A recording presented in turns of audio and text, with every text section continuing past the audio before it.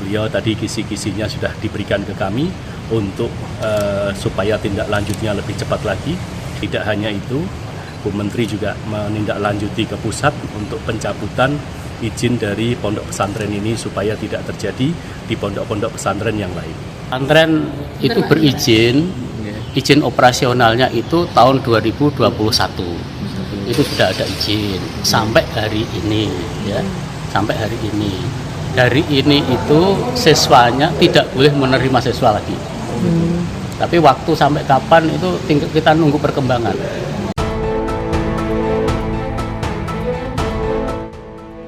Saat ini Inspektorat Daerah melakukan investigasi menyeluruh untuk mengungkap praktik manipulasi presensi melalui aplikasi yang tidak resmi yang melibatkan ribuan ASN.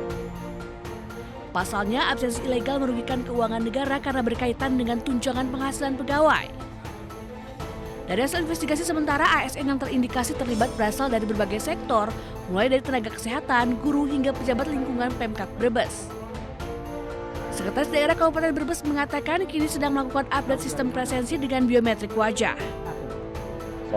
Update sistem akan dilakukan manakala kita sudah menyiapkan cara baik dan kita sudah melakukan koordinasi dengan BKN untuk melakukan perubahan presensi yang lebih update dan tidak bisa dibohongi.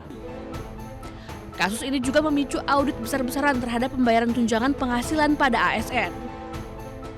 Sementara itu, Pemkab Brebes juga menyiapkan sanksi berlapis mulai dari tuntutan pengembalian uang negara hingga laporan pidana.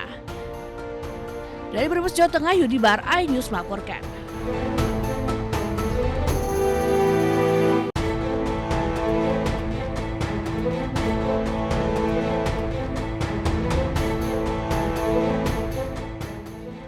Insiden pemukulan yang dialami Wakil Ketua Umum Partai Solidaritas Indonesia, Ronald A. Sinaga alias Bro Ron, oleh dua pemuda di kantor advokat Michael Putra di Jalan Gondang Dia Kecil, Menteng, Jakarta Pusat berbuntut panjang. Usai menjalani pemeriksaan di ruang penyidik Polsek Metro Menteng, Jakarta Pusat, kedua pelaku langsung melaporkan balik korban dengan tuduhan penganiayaan karena telah menjadi korban pemukulan terlebih dahulu oleh Waketum PSI Ronald Sinaga. Awalnya pelaku mengaku berada di lokasi karena diajak rekannya, lalu dicaci maki oleh Bro Ron dengan kalimat yang tidak pantas dan dipukul, hingga pelaku dan rekannya membalas memukul Bro Ron. Karena saya masih merasa saya dipukul, karena saya merasa juga saya tidak salah saya apa, ya kan? Nah udah saya naik ke atas lagi, langsung saya melakukan pemukulan ke Bro Ron ini, gitu. Berarti itu pemukulan balasan ya? Pemukulan balasan, gitu. Bukan tiba-tiba langsung saya datang pukul dia, enggak, gitu. Jadi karena dia pukul saya duluan dari ulu hati saya, ditambah dia caci maki saya. Sebelumnya viral aksi pengeroyokan dan pemukulan dialami Wakil Ketua Umum Partai Solidaritas Indonesia, Ronald Sinaga. Pengeroyokan terjadi saat ia bersama 15 pekerja dari PT Sinergi Karya Sejahtera mendatangi kantor advokat Michael Putra di kawasan Menteng, Jakarta Pusat. Akibat kejadian tersebut, ia harus dilarikan ke rumah sakit lantaran luka di wajah. Dari Jakarta Pusat, Rani Sanjaya, iNews melaporkan.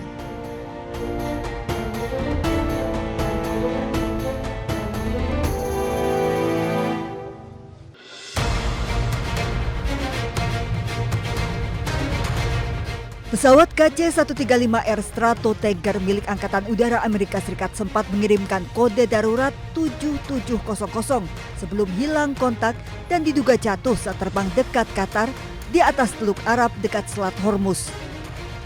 Pesawat ini terbang dari Pangkalan Udara Al-Dafa, Uni Emirat Arab. Kode 7700 merupakan sinyal darurat yang biasa digunakan pilot saat menghadapi situasi serius di udara. 2 helikopter dikerahkan untuk pencarian. Hingga kini belum diketahui penyebab kondisi darurat pesawat.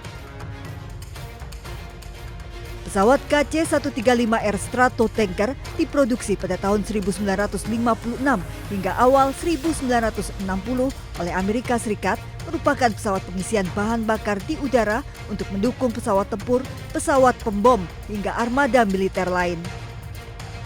Pesawat tanker udara ini mampu mentransfer bahan bakar minyak sebanyak 90.000 kg dan memiliki kapasitas kargo 37.000 kg yang memungkinkan pesawat tempur Amerika memperpanjang durasi terbang saat operasi militer tanpa melakukan pendaratan.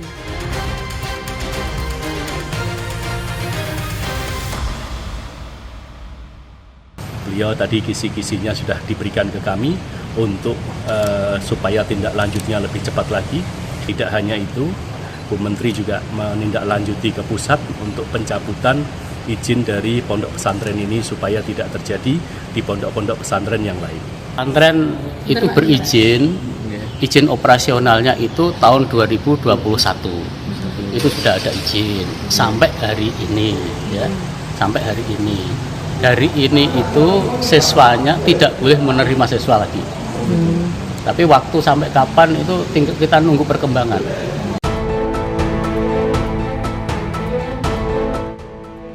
Saat ini Inspektorat Daerah melakukan investigasi menyeluruh untuk mengungkap praktik manipulasi presensi melalui aplikasi yang tidak resmi yang melibatkan ribuan ASN.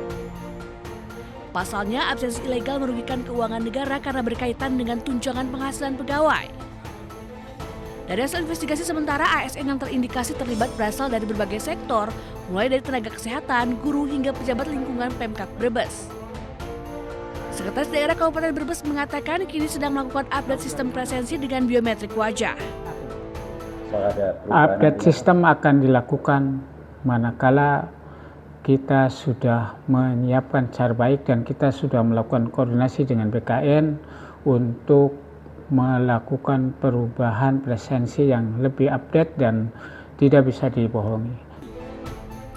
Kasus ini juga memicu audit besar-besaran terhadap pembayaran tunjangan penghasilan pada ASN.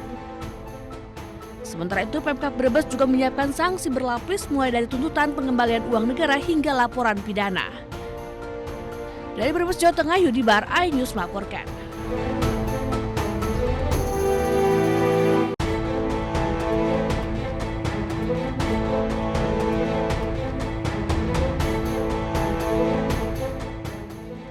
Insiden pemukulan yang dialami Wakil Ketua Umum Partai Solidaritas Indonesia, Ronald A. Sinaga alias Broron, oleh dua pemuda di kantor advokat Michael Putra di Jalan Gondang Dia Kecil, Menteng, Jakarta Pusat berbuntut panjang.